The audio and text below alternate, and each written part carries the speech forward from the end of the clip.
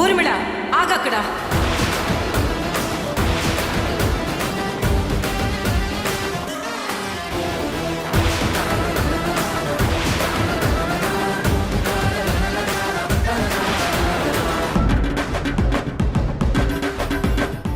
ఇదిగో నీ దరిద్రపు గొడ్డు పాదం నా ఇంట్లో పెట్టుకో.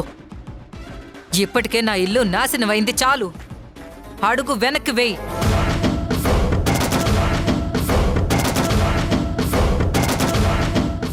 నా అడుగు వెనక్కి పడితే నష్టపోయేది మీరే.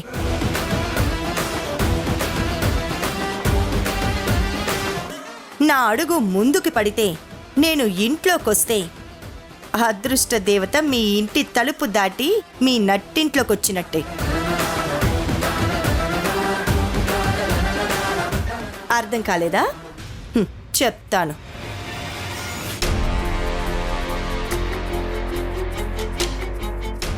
దాక్షాయిని, మొదటి నుంచి నేను నిన్ను మంచి స్నేహితురాల్లానే చూశాను. కానీ మధ్యలో నీ కొడుకు చేసిన చేష్టల వల్ల నీ కొడుక్కి ఈరోజు అలాంటి గతి పట్టింది. మిమ్మల్ని అమ్మా నాన్నలుగా గుర్తుపట్టలేని స్థితిలో ఉన్నాడు. కొడుక్కి నచ్చ చెప్పకుండా ఆ యశోద వెనుక తిరుగుతూ ఉన్నా మీరు ఏమీ అనకుండా ఉండటం వల్లే ఈరోజు మీ ఇద్దరూ మీ కొడుక్కి దూరంగా ఉండాల్సిన పరిస్థితి. అయినా సరే నేనవన్నీ మర్చిపోయి మీకు మంచు చేద్దామని వచ్చాను.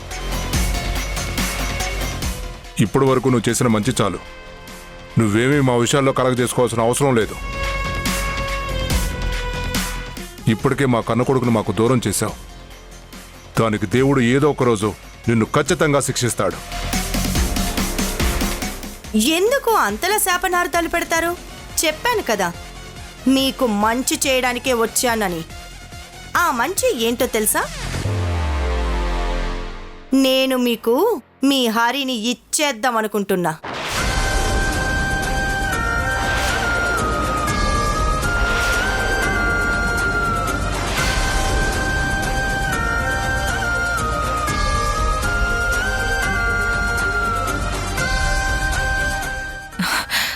ఊర్మిళ, ఏం మాట్లాడుతున్నావు?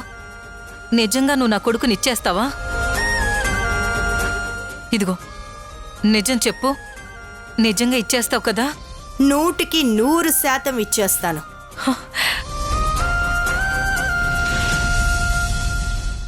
మీ కొడుకుతో పాటు బోనస్గా మీకొక కోడల్ని కూడా ఇస్తున్నాను.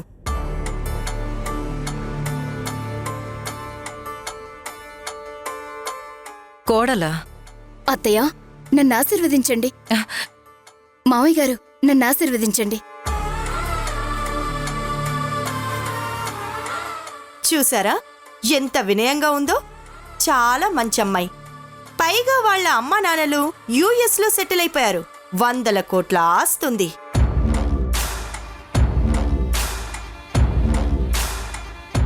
పెద్దలంటే గౌరవం ఉంది. హరి అంటే ప్రేమ ఉంది. హరికి పెళ్లి సంబంధాలు చూడమని నువ్వు నాకు చెప్పావు. ఆ తర్వాత మర్చిపోయావేమో కానీ నేను మాత్రం గుర్తు పెట్టుకుని మంచి సంబంధం తీసుకొచ్చాను. మీ ఇంటికి కొడుకుతో పాటు కోడల్ని కూడా ఇచ్చి పంపిస్తున్నాను. అతి త్వరలో మీ అబ్బాయికి ప్రణవికి పెళ్లి చేయబోతున్నాను.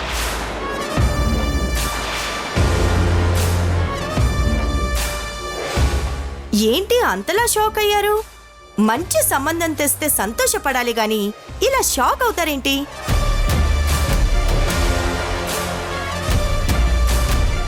తను యశోదలా కాదు. యశోద నీ ఇంటి కోడలుగా వస్తే మీ ఇంటి పరువే పోతుంది.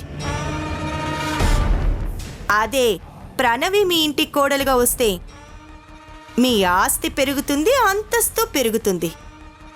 అలాగే మీ కొడుకు కూడా మీ ఇంటికొచ్చేస్తాడు. ఇక యశోద విషయం అంటారా? ఆ విషయం మీరు మర్చిపోండి. ఎలాగో యశోదకి పుట్టిన పాపకి తండ్రి సుబ్బరాజన్ తెలిసింది కదా. ఆ అది తెలిసిన తర్వాత కూడా ఇంకా మీరు హరికి యశోదనిచ్చి పెళ్లి చేద్దామనుకుంటే మీ అంత తెలివి తక్కువ తల్లిదండ్రులు ఇంకెక్కడా ఉండరు.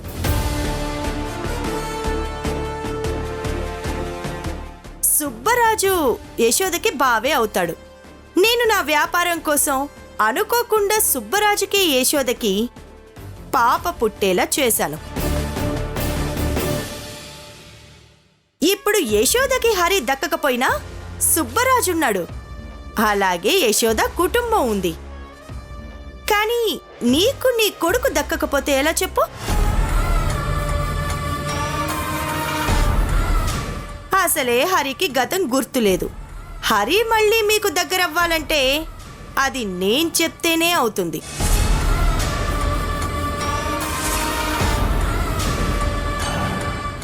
నేను చెప్పినట్టు ప్రణవితో మీరు పెళ్లికి ఒప్పుకోండి.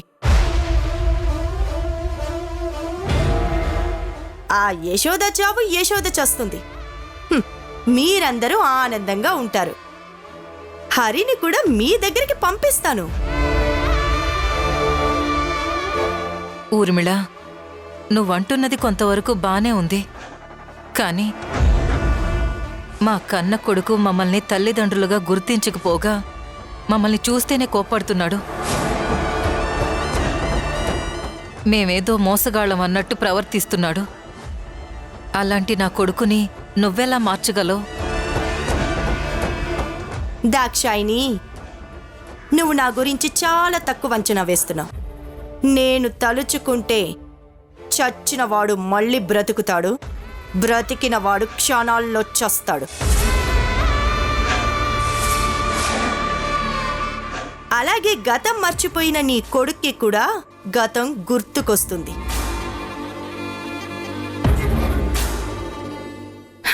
నా చేతిలో ఒక మాయా ప్రపంచమే ఉంది. నా మీద నమ్మకం ఉంచు.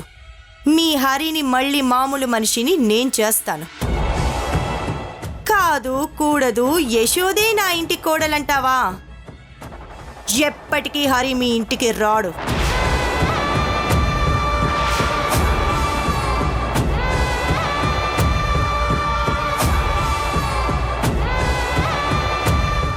Choice is yours. ఏం కావాలో తెలుసుకోండి. యశోదకి మీరు న్యాయం చెయ్యాలనుకుంటారా?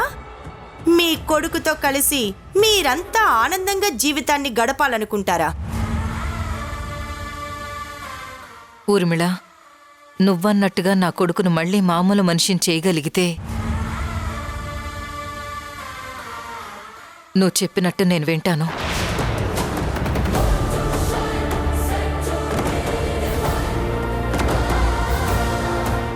ఈ ప్రణవిని నా కొడుక్కిచ్చి పెళ్లి చేస్తాను.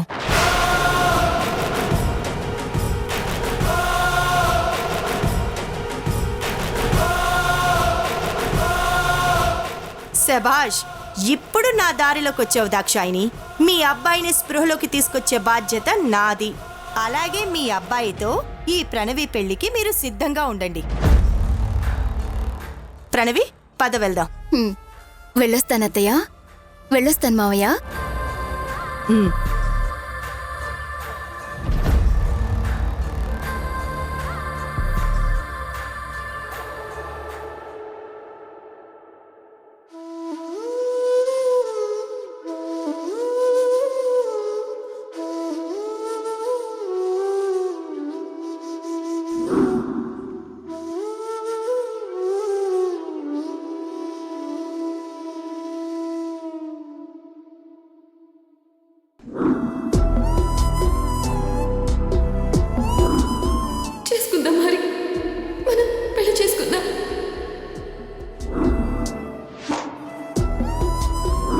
ఆ బిడ్డ తండ్రికే ఎలాంటి బాధ లేనప్పుడు నీకు మాత్రం బాధ ఎందుకు? నేను నీ బిడ్డను కూడా మా మనవరాలుగా యాక్సెప్ట్ చేయాలనుకున్నాను. కానీ ఇప్పుడు నేను యాక్సెప్ట్ చేయలేను.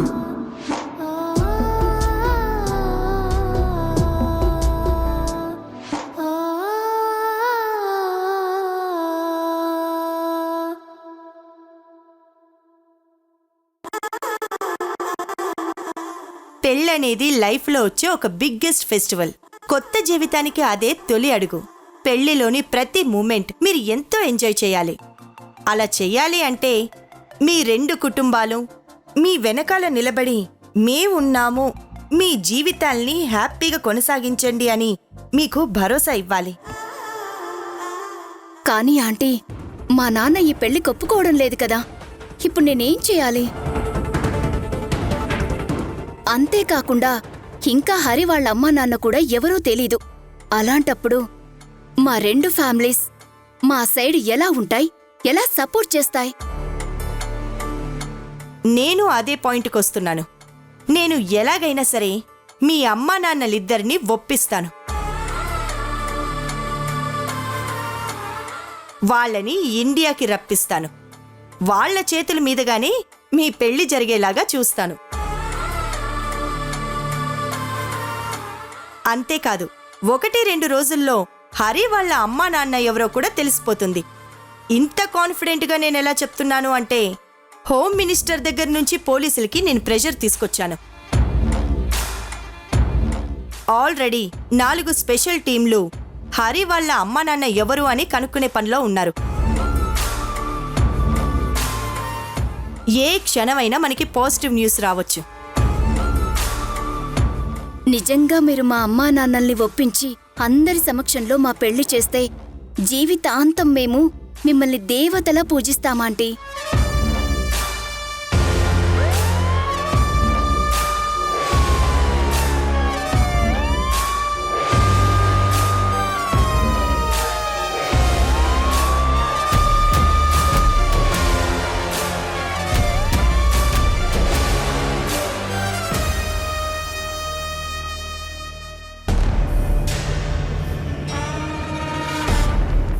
Good morning madam. Good morning SI garu, కూర్చోండి. మీతో హరి వాళ్ళ అమ్మా నాన్నల గురించి మాట్లాడడానికి వచ్చాము. అవునా ఎస్ఐ గారు? హరి వాళ్ళ అమ్మా నాన్న ఎవరో తెలిసిందా? వాళ్ళు ఎక్కడుంటారో చెప్పండి. చెప్పండి ఎస్ఐ గారు. హరి వాళ్ళ అమ్మా నాన్న ఎవరో కాదు. ఇన్ని రోజులు హరి మా అబ్బాయి, మా కన్న బిడ్డ అని మీతో గొడవ పడిన దాక్షాయిని, భద్రాచలంలే హరి వాళ్ళ సొంత అమ్మా నాన్నలు.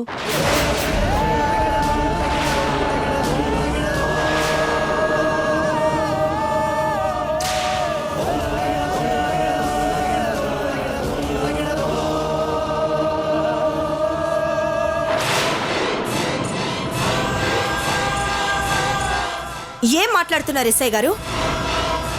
దాక్షాయిని భద్రాచలంలో హరి వాళ్ళ అమ్మా నాన్న ఏంటి? ఇప్పుడు వాళ్ళు మీతో అబద్ధాలాడిస్తున్నారా? నిజం చెప్పండి. వాళ్ళ దగ్గర మీరు ఎంత కమ్ముడుపోయారు? చూడండి మేడం, మా కమ్ముడు పోవాల్సిన అవసరం లేదు. అలాగే ఇది హోమ్ మినిస్టర్ గారు స్పెషల్గా తీసుకున్న కేసు కాబట్టి మేమిందులో ఎలాంటి తప్పులు చేయం. 1కి 10 సార్లు కన్ఫర్మేషన్ చేసుకొని మీకే ఇన్ఫర్మేషన్ చెప్తున్నాం. 100కి 100% దాక్షాయిని, భద్రాచలంలే హరి వాళ్ళ అమ్మా నాన్నలు. కానిస్టేబుల్, రిపోర్ట్స్ ఇవ్వు. కావాలంటే హరి డిఎన్ఏ రిపోర్ట్స్, దాక్షాయిని, భద్రాచలంల డిఎన్ఏ రిపోర్ట్స్ ఒకసారి చెక్ చేయండి.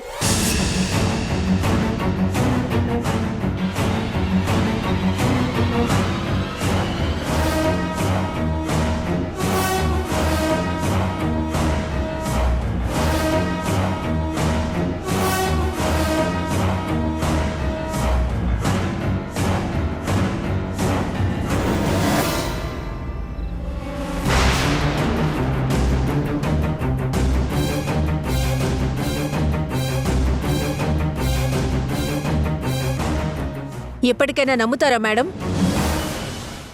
హరి దాక్షాయిని భద్రాచలంలో కొడుకని. నేను మీ అమ్మన్రా, నేను మీ అమ్మన్రా, నేను మీ అమ్మన్రా, నేను మీ అమ్మన్రా. నన్ను గుర్తుపట్టకపోవడం ఏంట్రా నువ్వు?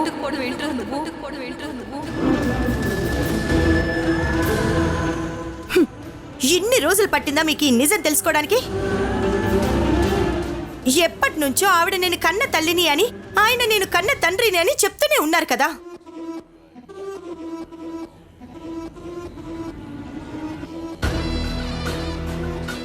హరి, తప్పు జరిగిపోయింది. నా వల్ల తప్పు జరిగిపోయింది. పాపం మీ అమ్మ నాన్నలు ఎన్ని రోజులు మేమే హరి వాళ్ళ అమ్మ నాన్నలవని చెప్తూ ఉన్నా వినిపించుకోకుండా వాళ్ళ మీద కోప్పడి ఇంటి నుంచి బయటికి గెంటేశాను. నువ్వు కూడా నా మాటలు నమ్మి నీ సొంత అమ్మ నాన్నల్ని అమ్మా నాన్నలు కాదు అనుకున్నావు. నేను చేసిన తప్పుకి ఆ దేవుడు నన్ను జీవితంలో క్షమించడు హరి. పాపం ఆ కన్న తల్లి నా వల్ల ఎంత మానసిక క్షోభ అనుభవించిందో తలుచుకుంటేనే నా గుండె పగిలిపోతోంది. నేను చేసిన పాపానికి ప్రాయశ్చిత్తమే లేదు. ఆంటీ, మీరు కావాలని ఇలా చేయలేదు కదా. హరి వాళ్ళ అబ్బాయి అంటూ దాక్షాయిని, భద్రాచలం మీ దగ్గరకొచ్చినట్టే అంతకుముందు చాలా మంది మీ దగ్గరకొచ్చారు. వాళ్ళంతా ఫేక్ అని తెలిసింది. వీళ్ళు కూడా అలాగే అనుకున్నారు. అందుకే మీరు జాగ్రత్త పడ్డారు, వాళ్ళ మాటల్ని నమ్మలేదు. అంతేగాని మీరు కావాలని హరి వాళ్ళ అమ్మా నాన్నల్ని బాధ పెట్టలేదు కదా. అవును ప్రణవి, కానీ అర్థం చేసుకునే వాళ్ళు అలా అర్థం చేసుకోలేరు కదా.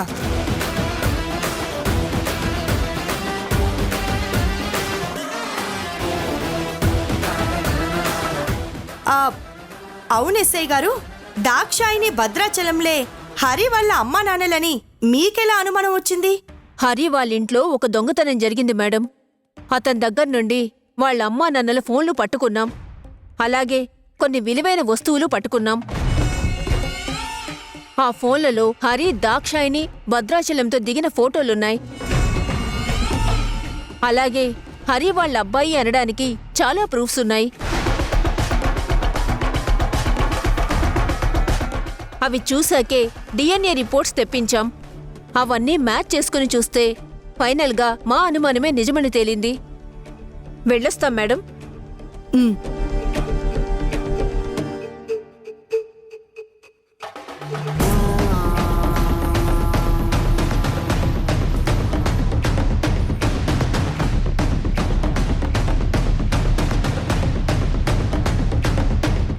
వీడేంటి ఇందాకటి నుంచి నేను ఎంత ఓవర్ యాక్షన్ చేస్తున్నా ఒక్క మాట మాట్లాడకుండా విగ్రహం నిలబడ్డట్టు అలాగే నిలబడ్డాడు.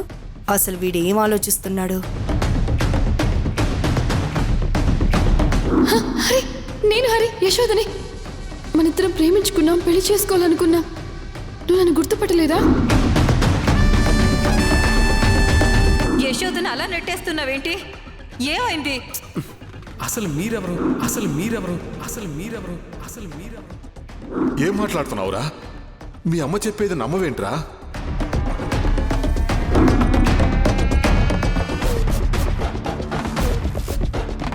హరి, ఏం ఆలోచిస్తున్నావు? దాక్షాయిని, భద్రాచలం వాళ్ళు మా అమ్మా నాన్నలైతే యశోద ఎవరంటీ?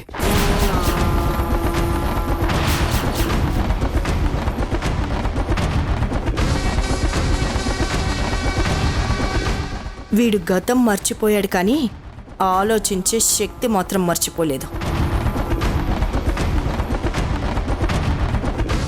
చెప్పండి ఆంటీ,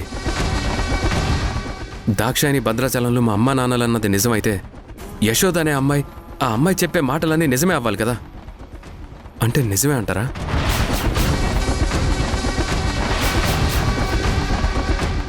అదే నిజమైతే మరి ప్రణవి ఎవరు? ప్రణవి నాకేమవుతుంది? నేను యశోదని ప్రేమించానా, ప్రణవిని ప్రేమించానా?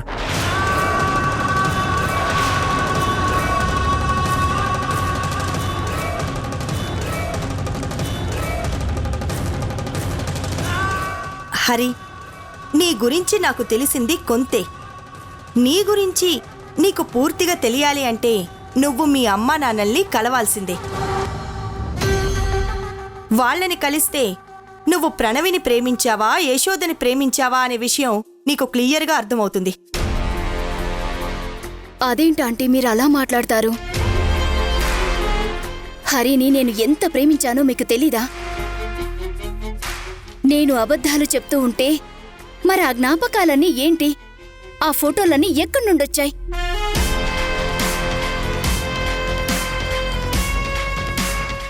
అంటే చివరికి నా ప్రేమే అబద్ధమనే స్టేజ్కి వచ్చేసారన్నమాట. చాలా అంటే చాలు. ప్రణవి, ఇప్పుడు నేను ఏమన్నానని? హరి నిన్ను ప్రేమించలేదు అని నేను చెప్పలేదు కదా. హరికొచ్చిన అనుమానాన్ని తొలగించుకోమని హరికి చెప్తున్నాను. హరి, ఒక పని చేద్దాం. మనం కలిసి మీ అమ్మా నాన్నల దగ్గరికి వెళ్దాం. అసలు ఏం జరిగిందో తెలుసుకుందాం. నువ్వు ప్రణవిని ప్రేమించావో లేక యశోదని ప్రేమించావో మీ అమ్మా నాన్నలే చెప్తారు. వాళ్ళు చెప్పిన దాన్ని బట్టి నువ్వొక నిర్ణయం తీసుకో. ఈ విషయంలో నీ శ్రేయస్సు కోరేదానిలాగా నేనిదొక్కటే చెప్పగలను.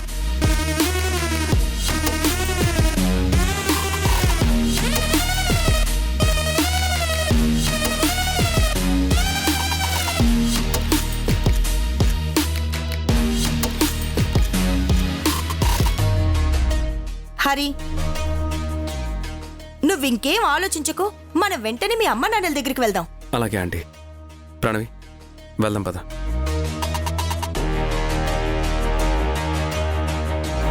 యశోద, నాతోనే ఆటలా. ఇప్పుడు చూడు. ఏంటి రమ్మన్నారు? నువ్వెలా ఉన్నావో తెలుసుకుందామని నిన్ను పిలిపించారు. అందుకాక ఇంకెందుకు పిలుస్తారు? నా కొడుక్కిచ్చి పెళ్లి చేస్తానని పిలుస్తారా ఏంటి? నీ జీవితంలో ఇక నా కొడుకు లేడన్నది నువ్వు బాగా గుర్తుపెట్టుకోవాల్సిన విషయం. మా ఆయన పిలిచినా నా కొడుకు పిలిచినా మళ్ళీ నువ్వు నా ఇంటి గడప తొక్కకూడదు.